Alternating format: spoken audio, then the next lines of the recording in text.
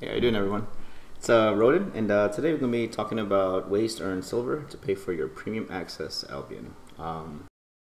Pretty hot topic lately, especially since we've reached that point where a lot of the original Founders Packs are actually expiring. Most should have expired, I think, last week. Even with the added time due to the DDoS attacks and all that stuff. So yeah, it's a pretty relevant topic, especially if you want to continue experiencing the game in a competitive manner. All right. So before we get started, let's first kind of talk about the premium access itself and why it actually matters. It should matter to you if you want to be competitive. It should matter to you if you want to experience a reasonable amount of progression through the game, even if you're not really wanting to be competitive, even if your intent is just to be predominantly a solo player but want to still experience progression, you should really consider some way, somehow gaining premium access. So let's actually show you what you get for premium access.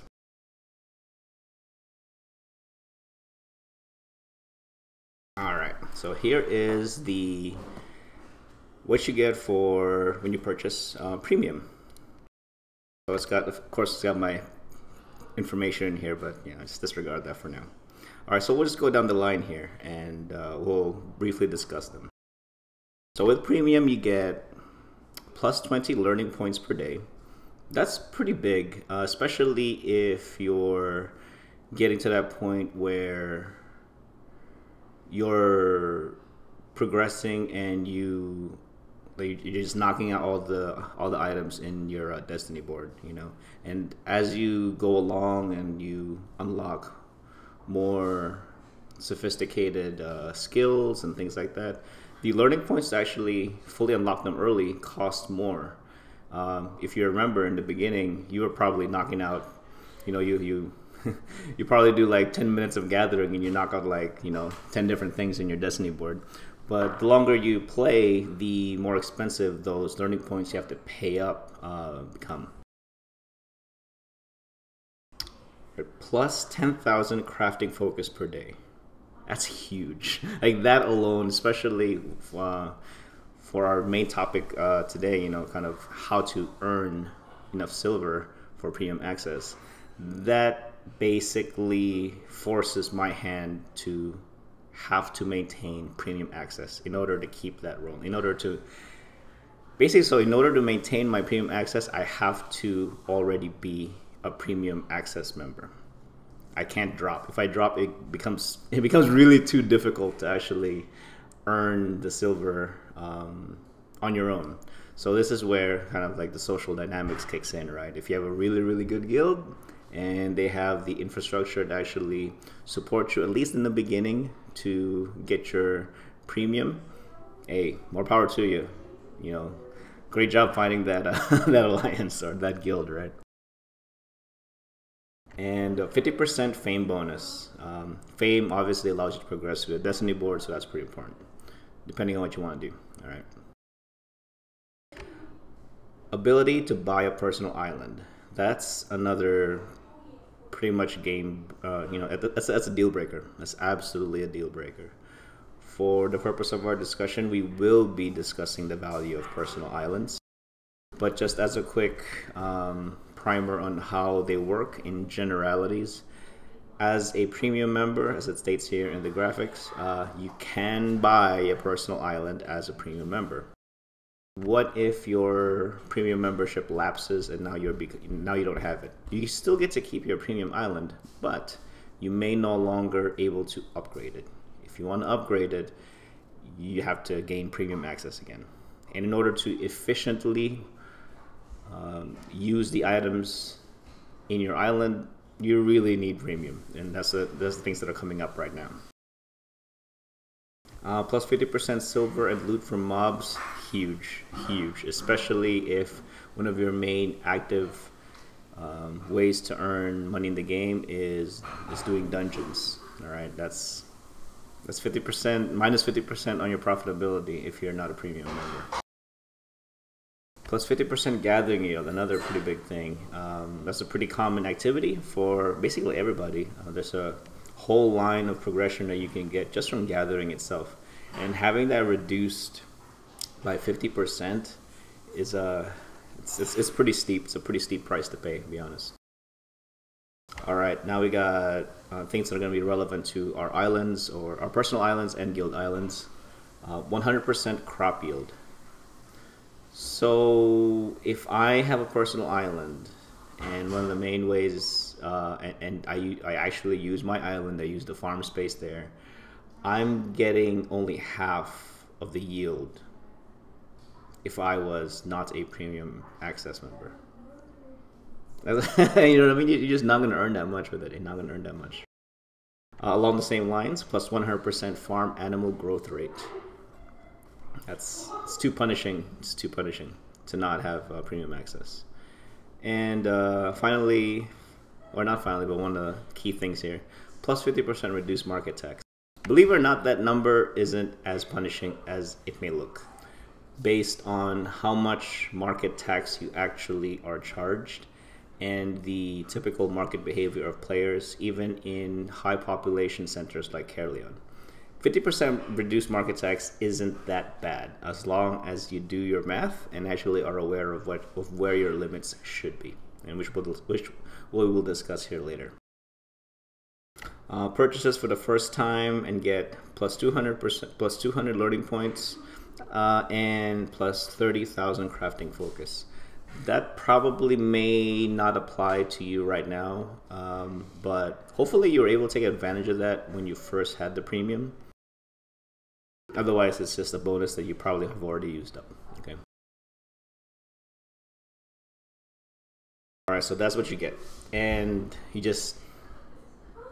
need it, man. You need premium access to even if you're not really super competitive. The quality of life as a player is very noticeable when you do not have premium access. So I highly encourage you to actually play the game as a premium, and I'm pretty sure you'll have an enjoyable time to do it. An enjoyable time playing it that way. So now we'll talk about kind of back to like the business end of what we're trying to discuss here. How do I pay for my premium access on a monthly basis? Actually, not even. So if you do not have the real life money or are choosing not to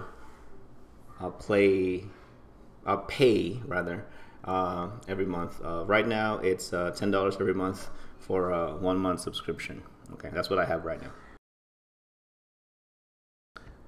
If you were wanting to pay in silver or gold, these would be your values right here. So for 1 month, you can pay for 1 month access of premium. You can pay 2,500 gold or 972,500 silver. Now, mind you, these values actually fluctuate based on the gold market, which we will be going over next. Just to give you an idea, like this, about 2 days ago, this was actually a different number. It was like 1.2 million or something like that. Let's go to the gold rate right now.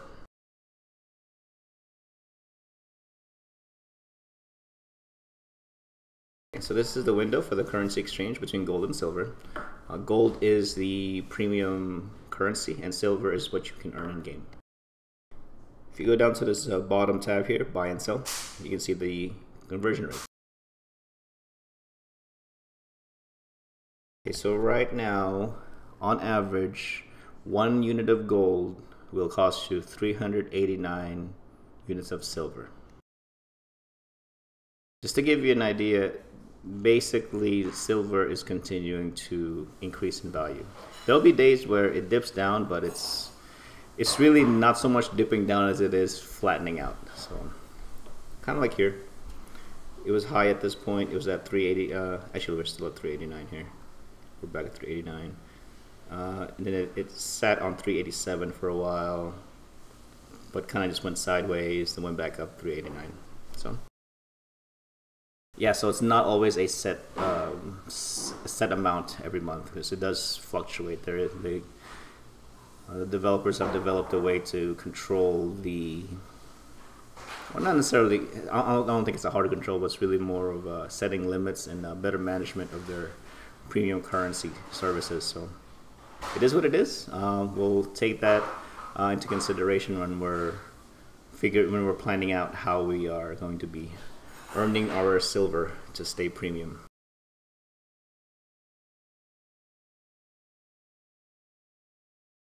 All right.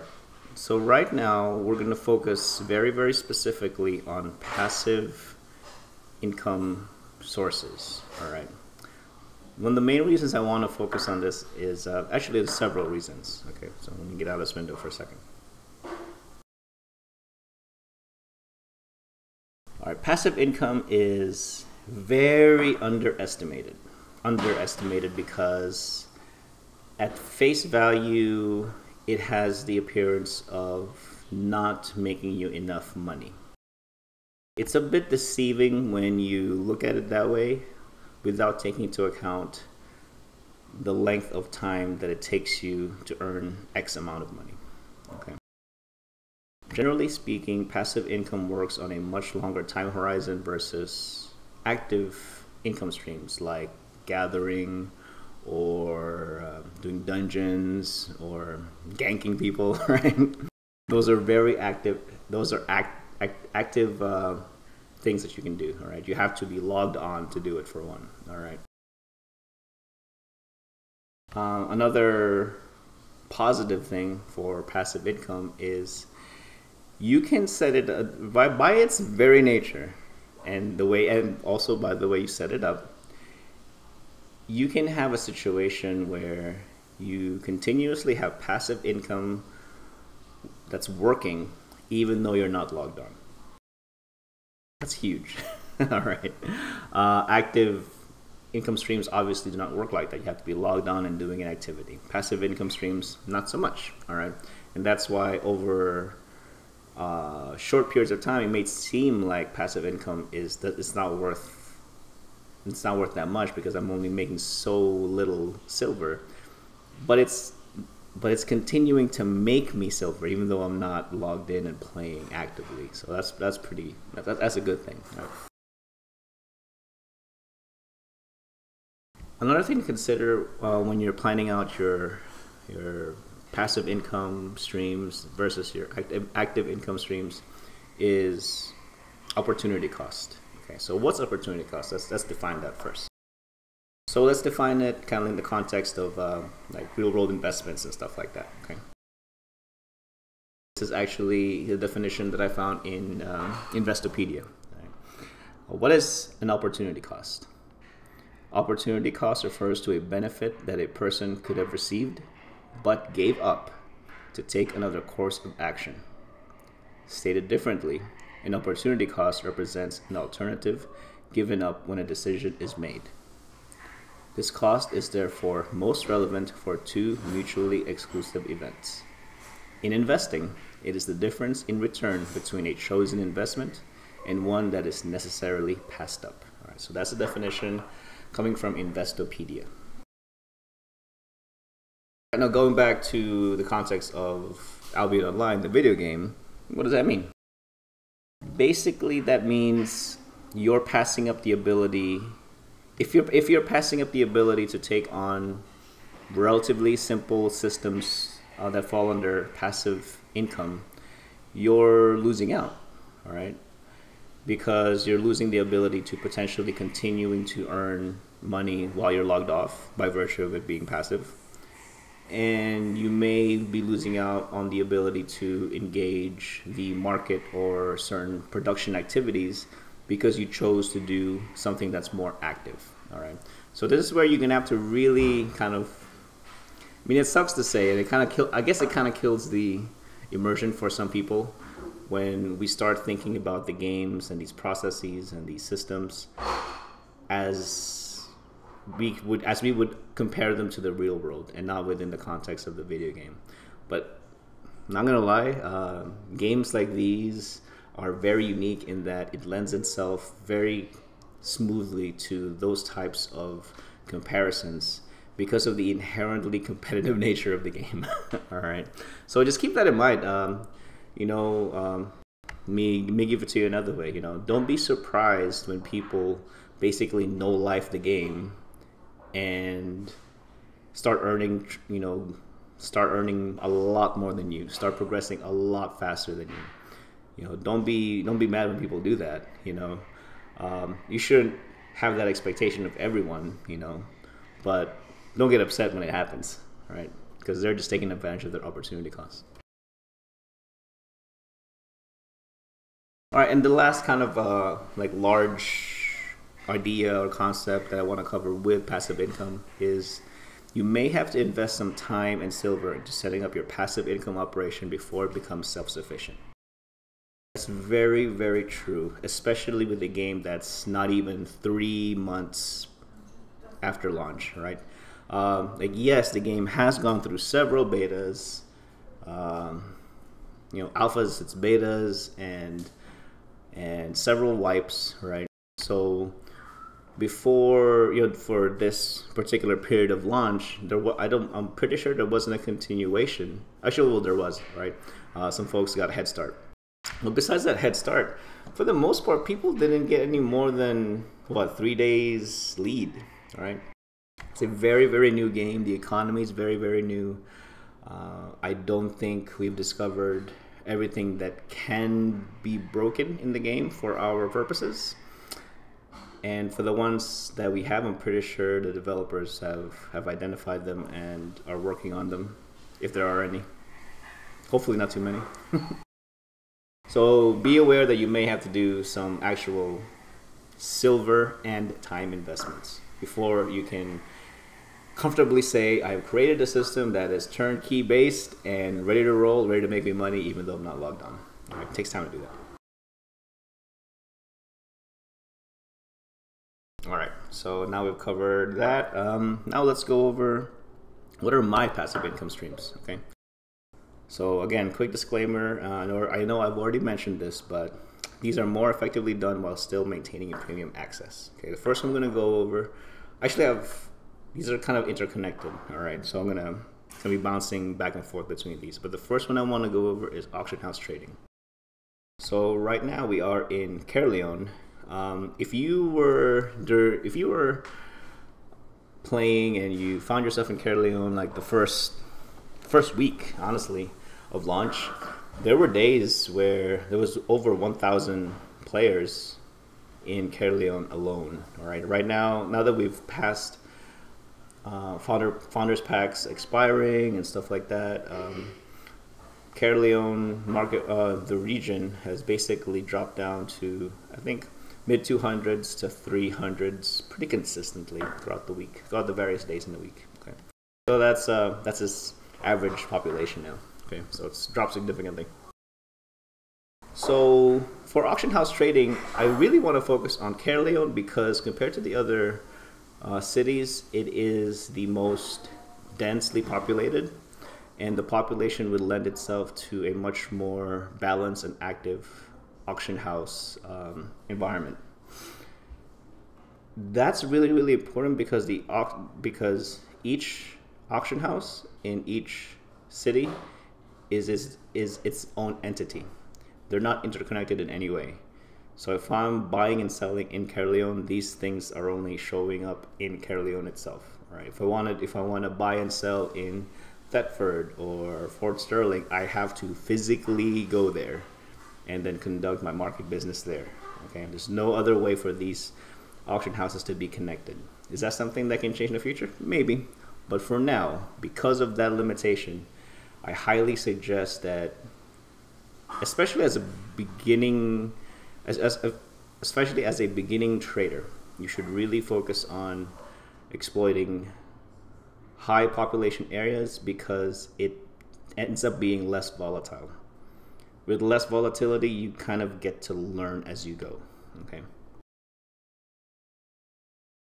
All right, so let's actually go over auction house real quick, and let's do some samples. All right. So what is it about the auction house that is gonna earn us passive income? Buying and selling items, straight up buying and selling items. Okay.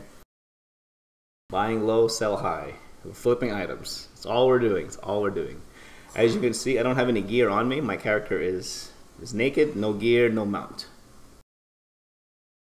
No gear, no mount. All right. Another thing that's a positive for this is, so I don't need gear, I don't need the mount to do market trading. I do need money. All right, I need money because I need a way to buy and sell these things. Right. Another thing that's very underestimated when it comes to auction house trading is, so we're doing this under the premise that we currently are still a premium. Okay.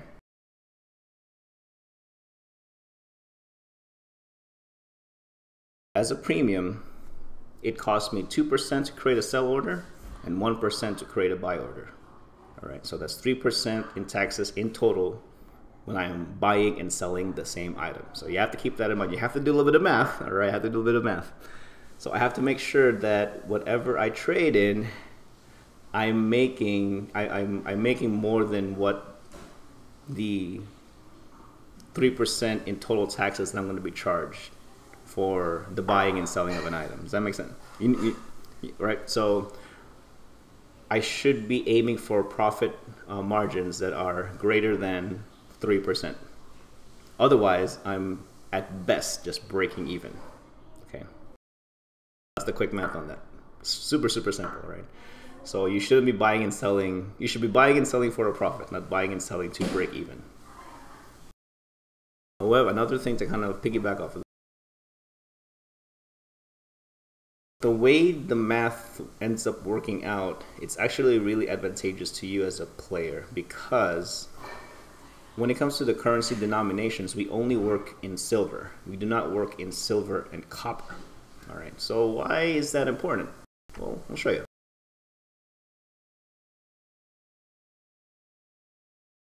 So I already have something kind of queued up here. If I wanted to buy and sell travertine, so travertine is a resource, just the raw material. It's a tier 4 rock. All right, very, very common in yellow zones. Super, super, super common. Okay.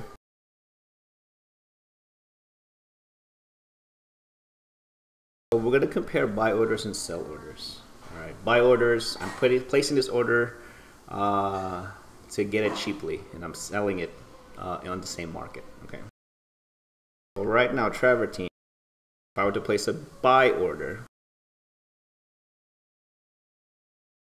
so the highest buy order, so the way the listings work is it lists it competitively. The highest priced buy order will be first to be seen.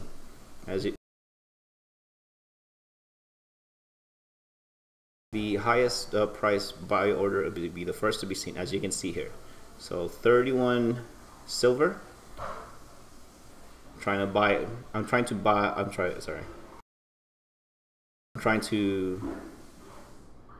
as a buy order for travertine for 31 silver. So if I want to outcompete this, I have to place a buy order of 32 silver or higher. Okay. All right, so that's the buy order for travertine. Well, how much are people selling it for? They're selling it as low as 38. Okay. So 31 buy, 38 sell. So let's do some quick math. Let's kind of project forward a little bit though, okay? So instead of 31 buy and 38 sell, let's project it as if we had already made the market. Let's kind of project our potential profit, all right?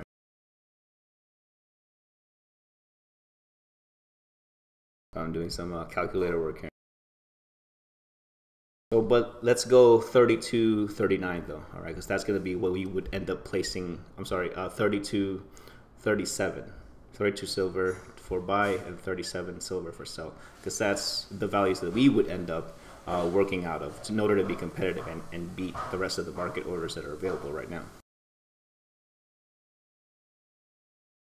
All right, so that's 14% profit margin before taxes. So 14% is greater than the 3% that we need to beat in order to count it as profit. So this is a profitable trade if we can get it for those numbers. Okay.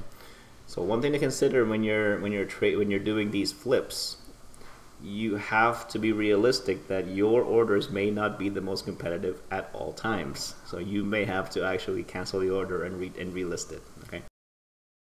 So this is a very, very simple example right there. Now, something to actually, I think this actually works to your advantage as a player. There's no way for me to determine history based on the things that are listed in this market, as far as the in-game interface is concerned. Okay, there's no way for me to find out, oh, in the past 7 days, how have the prices of travertine been trending? I have no idea. I have no idea. All right, I have no idea. Are there tools that can do that? Probably. Do I have access to them? No, I don't. The best thing I can do as a person who is not interested in developing tools for it would be to actually at least once a day, look at the markets that I'm interested in and make note of the price. That's all I can really do.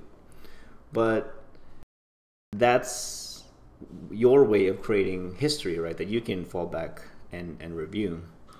If your competitors don't do that, they may be buying into this at a historic high or buying into this at a historic low without them even realizing, and not having a follow-up action to actually exploit that that particular trend. All right.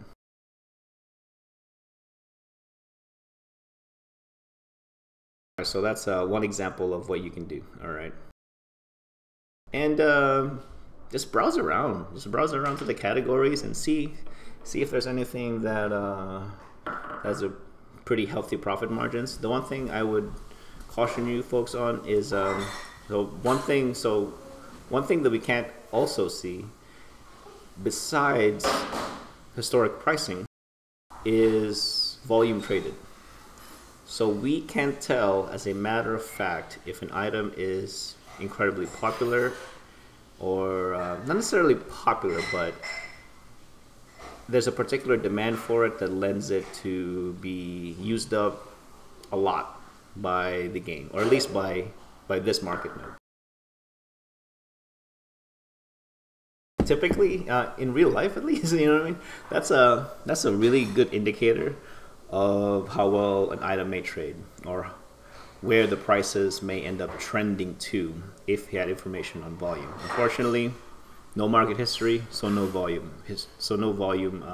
Information either. Okay. All right, moving on. So that's auction house trading. So another thing so that's one of the passive income streams that I actually work on. All right. For the longest time, I was flipping tier 2 and tier 3 raw materials. Right now, tier 4 has a little more healthy margin, and it's got a decent amount of volume from my experience that I can play around with. So that's what I've been focusing on personally. It's tier 4 raw materials.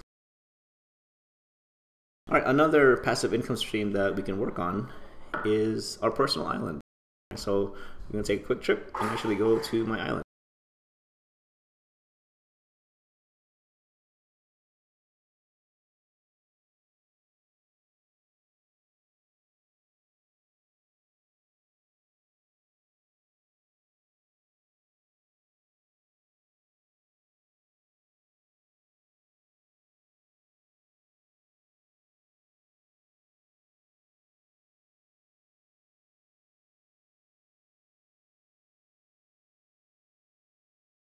Okay, so before we actually, I can actually see it, great. So I have a level 5 personal island, okay? Most of the money that I've been earning actually has been going into developing my island, so that's why I don't have much money. So I'm following my own my own guide, right? I'm developing the processes and the infrastructure for my own passive income stream. But once it's done, I'm pretty confident I can actually keep up with paying for premium without I could probably drop my sub, to be honest, at a certain point, and just make money mostly out of or the passive income from these things I'm telling you will be the bulk of the source of the money for it. Yeah, so I have a level 5 island. I used to. This isn't the first personal island I had. My first personal island was actually in Fort Sterling. That's before I realized that Caerleon was actually the main hub. So I actually abandoned that island and started from scratch in Caerleon. Good thing I actually didn't upgrade that Fort Sterling island at all, so it wasn't too big of a cost. So my final upgrade is gonna cost me 1.25 million pieces of silver. That's a lot, man. So it's gonna take me a while to get there, but that's the goal at least. Okay.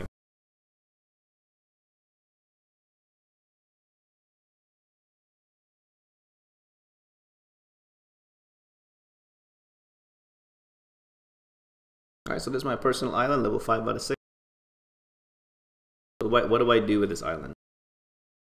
I basically focus on cooking, and I have all the buildings to process all the raw materials. As far as those buildings are concerned, your most important one is this guy right here. This is the stonemason. In order to upgrade these buildings, you'll have to visit the stonemason and actually create stone blocks. Okay. So right now, this is tier 4. Everything else I'm working up to tier 4 right now. All right. I also have farms. I don't do a lot of gathering personally.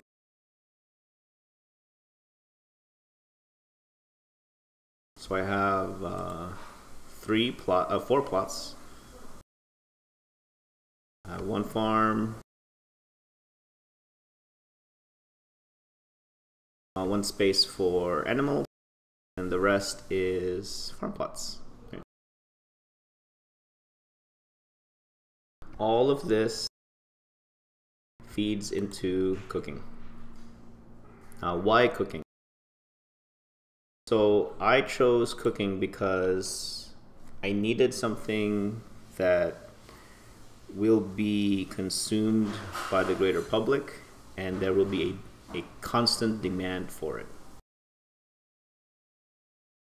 You don't see that kind of demand on gear, even though you can lose gear, even though you can you drop it when you die or whatever. It's just that people will outpace the production of gear versus the actual rate of destruction, because there isn't any other way to consume gear besides losing it or upgrading and just throwing it away, right, or selling it back, right?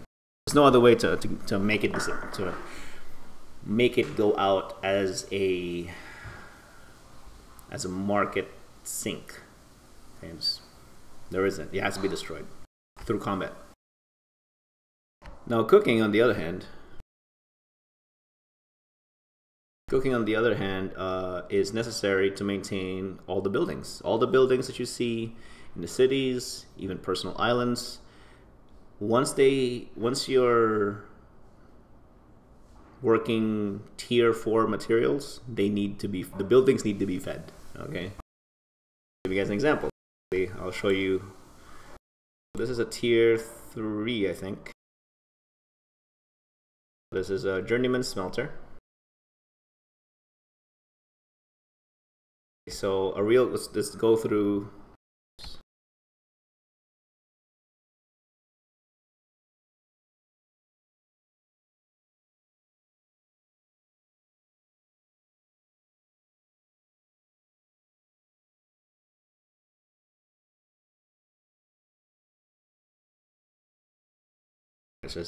There's a notice right here. You can feed this building wheat soup. Okay.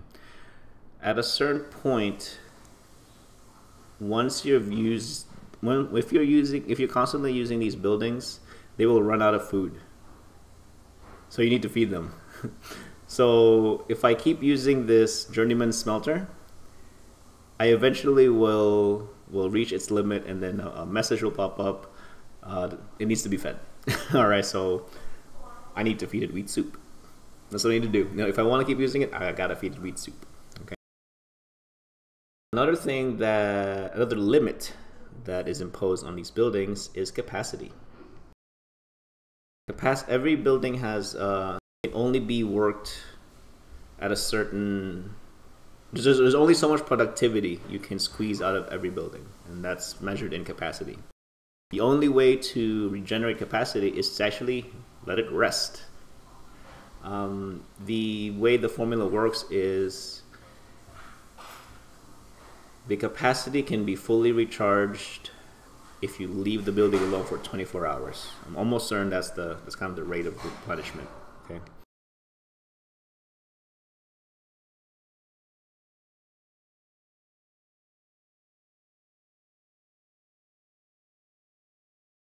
All right. That's a quick look at my buildings. Kind of my game plan. All right. So right now, how much money am I making out of this? To be honest, not a whole lot. Not a whole lot because it kind of goes back to the opportunity cost. Okay. Right now, and maybe I'm just catching the market at oddball times, but I might actually be wrong. But I'm not gonna know this because the game doesn't have a way to intelligently depict its market history. I don't know if I'm actually right or wrong on this. Every time I look at the market, the opportunity cost tells me that it's cheaper to be patient and grow my own materials for my cooking versus buying it outright from the market. So with that being said, it takes me a while to actually grow stuff. You know what I mean? Because there's a time barrier to these things, and that's where the passivity comes in, right? You can't make, like right now I'm growing beans. I can't make the beans grow any faster. I have to wait 21 hours. I have to. Okay. So one of the things to be careful of when you're developing these passive systems is there's going to be a time barrier of some sort, more than likely. All right, so actually I kind of touched upon my next topic that I want to go over with you guys. So we covered auction house trading, we covered production, and we covered that actual interaction, right? I can either gather, or in this case, farm my own materials to create the cooked items, or I can buy from the market, place buy orders on the market to get the cooked items. I'm sorry, to buy the materials in order to make the cooked items. You individually as a player, you have to figure out what has more value to you. Is money more valuable to you than time? All right. That's a tough question. It's a very personal question. So it's up to you to develop that.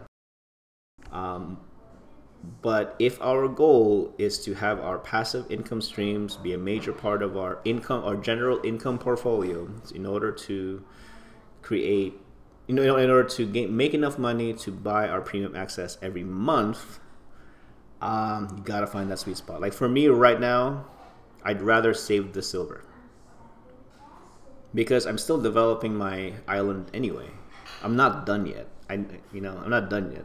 It's gonna take me some more materials to upgrade all these things. I'm trying to save some silver to upgrade to my next island level. All right. So right now, I want to save silver. I'm okay with spending more time. Okay. That may not be the case for you, but that's something you have to consider.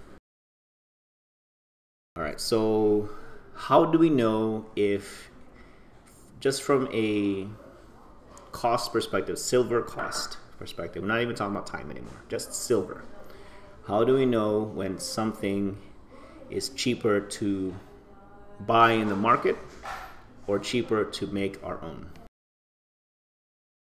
You're going to have to develop a tool for that, all right? And a really, really simple tool to use could be a spreadsheet.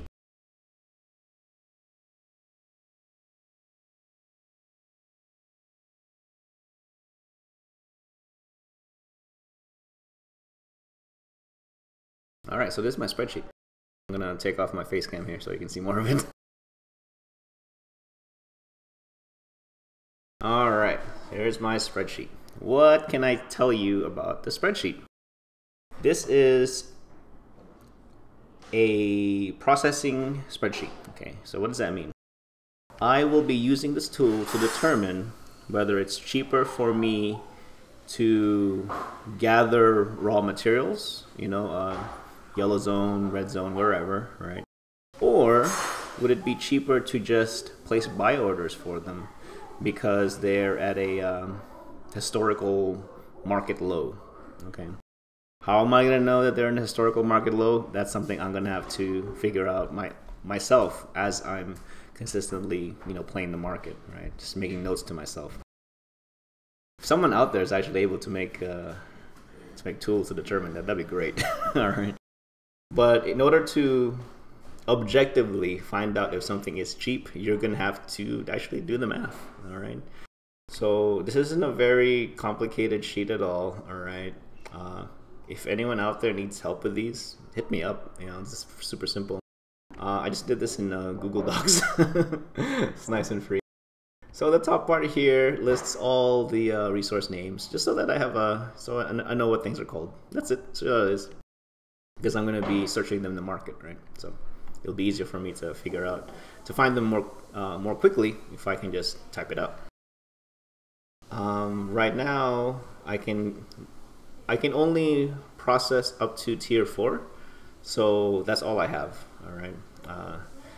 Tier 2 is a 1-for-1 exchange, so I didn't bother to do that. All right. So what do I mean by that? For example, let's say for the fibers, okay, I can take 1 unit of cotton and turn it to 1 unit of simple cloth. 1 unit of cotton to 1 unit of simple cloth. It's a 1-to-1 ratio. Okay. Beyond that, start from tier 3 onwards, it's not like that anymore. Okay. So let's go over again the fiber.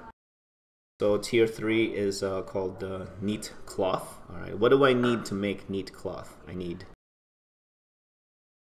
2 units of flax and 1 unit of simple cloth. Okay. And then what I do is I plug the price here. We'll just make imaginary numbers, okay? So let's say the flax costs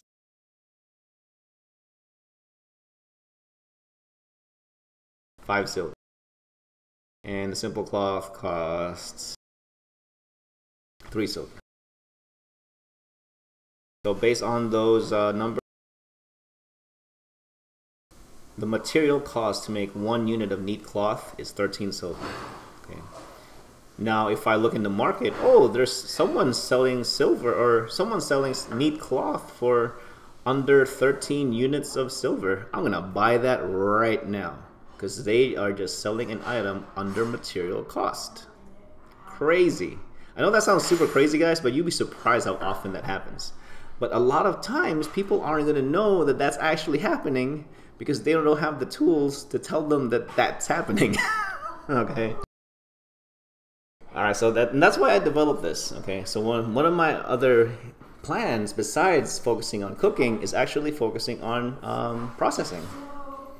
processing items, because more often than not you will need the items to be processed from its raw state for crafting.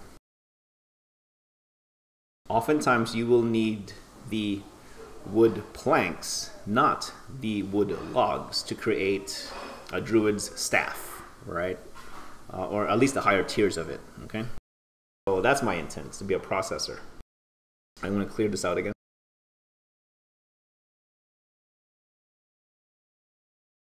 And as I progress and I'm able to process tier 5 and onward, I'll just plug it all in here. All right.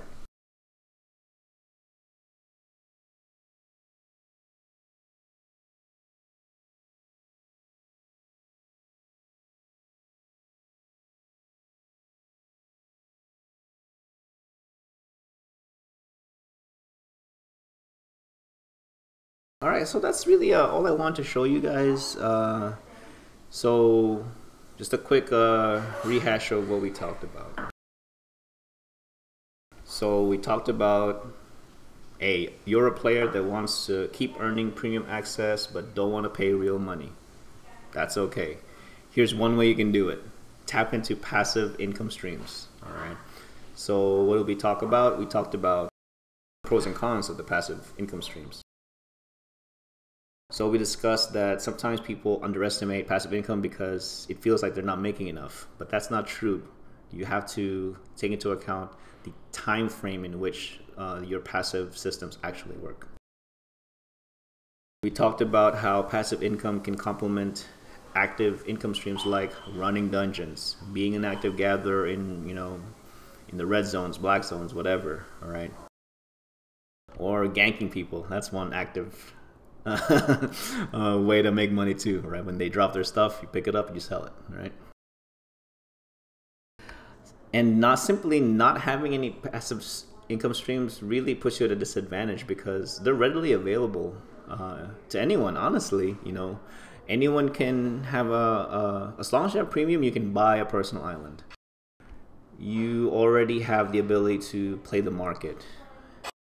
And to be honest, market activity, one thing we kind of forgot to mention is, as far as market play and the market activities, there's no other skill barrier that you need to overcome. As a day one player with premium access, you have the same level of in-game skills and attributes and multipliers that other more experienced players have. All right, there's no, because at least as of right now, there's no other way to minimize the market tax rates on top of being a premium player. All right, so you're already working at max efficiency right from the get-go. You basically cannot say that for any other activity in the game. And we also talked about you may have to take the time and earn some silver to actually set up your passive income stream systems, like I showed you guys with my island. All right, we went over auction house, we went over production in the island, and I showed you guys kind of my plan personally. And yeah, that's really it. Hopefully I was able to show you guys some information that you can use for your own gameplay, for your own premium access maintenance, I guess. And I just want to one last thing to part with is I am gonna be, so now that we kind of talked about the bare bones, ground floor type of stuff for markets, at least, or kind of economic thinking, I will be intending to actually create short but frequent market updates for Albion Online, kind of along the lines of, hey, this is the cost of these resources, and kind of helping to develop trends from there.